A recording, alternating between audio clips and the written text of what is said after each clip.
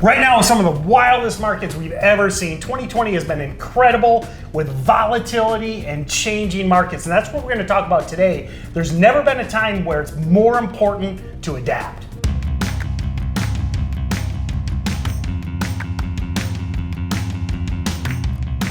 Hey everyone, lead trainer with StocksToTrade, Tim Bohen, back here with Huddie. Today we're going to be talking about these wild markets, and one of the biggest things I want you to know is make sure to subscribe to the channel. We do a ton of stuff here, how-to, trade recaps, we go live a lot, and because of the fact that we go live, I want you to ring that bell so that you get notified instantly. You know, we're talking about trades from that day, so if you get notified, you can jump on these sessions, learn, and really hone your trading skills. So welcome back, Huddy. How's it going, man? Hey, thanks.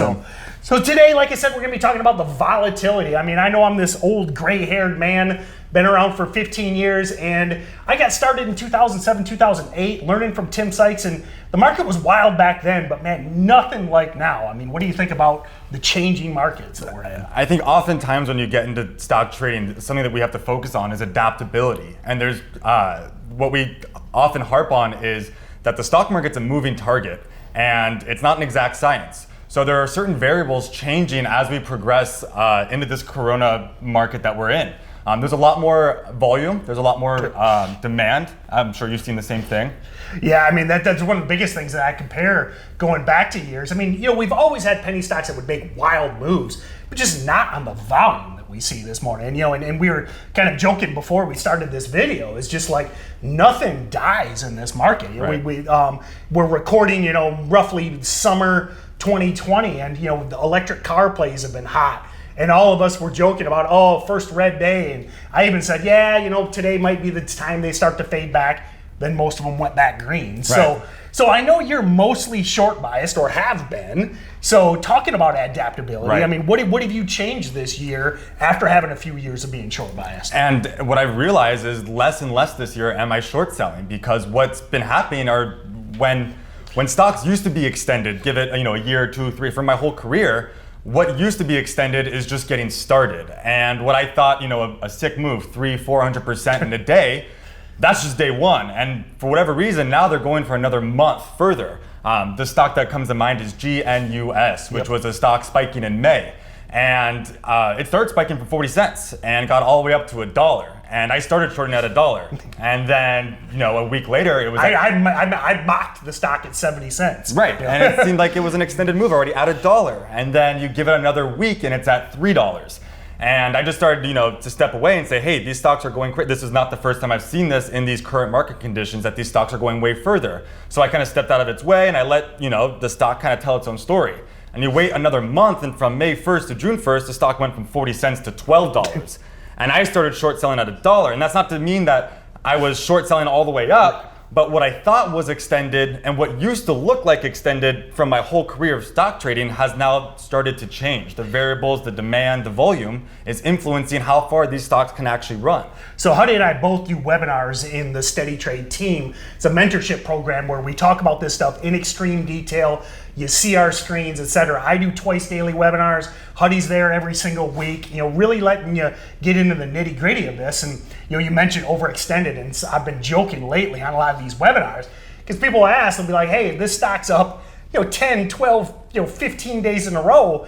Is it overextended? And it's a little bit joking, but a little bit serious. I'm like, right now, in my opinion, nothing's overextended. I mean, I think about WKHS is another great example. Right. Sketchy electric car play. But I mean, I remember people calling it overextended at 6, at 8, at 10, at 12, and it went to 20 plus. And it's like, you gotta focus on, if you are gonna not adapt, if you're determined to short selling right now, you got to focus on that first red day, which is a signature setup of Huddy's. Yep. And you got to be a profit taker because, I mean, we were talking about that today. All those electric cars gapped down, but they all started going back green. Yeah, the selling pressure comes in, but at some point the buying demand from, you know, and I don't know what it's from. Maybe it's from all the new brokerage accounts. Maybe it's from, you know, the stock market doing what it's doing right now. But it just seems like there is selling pressure, but just the buying demand just completely overwhelms it in the moments of immense volatility like we've been seeing in our markets. So what would be like the number 1 or 2 things, you know, feel free to give more. We're talking about adapting. You know, what was like that, you know, aha moment again? You know, not that you were did nothing but short, but you were short biased. What kind of like is the things to look for? What was that aha moment where you're like, listen, I need to start modifying my strategy? Well, I started to realize that first red day pattern, it still would happen, but it would happen maybe a month after that I expected it to happen. And then throughout the run up, it seemed like the long side of the trade seemed like the move because you were getting these incredible gap ups. You know, stock would close at 5 and then it would open up at 7 the next day and you can make 50% overnight. And so it kind of made it more appealing to go after that kind of reward than the short sell for, you know, a 5-minute drop and then for it to just reclaim. Now, there have been some phenomenal short selling opportunities within the market. I mean, we had Hertz go absolutely insane, HTZ, GNUS, and a plethora of others. And if you are able to have the patience and wait and, you know, when a stock gets to that part where you think it's extended, let it go 3 times higher, right? And if you are able to wait for that, not get beat up on the front side of the move and eventually capture the back side of the move, there are immense gains to be made.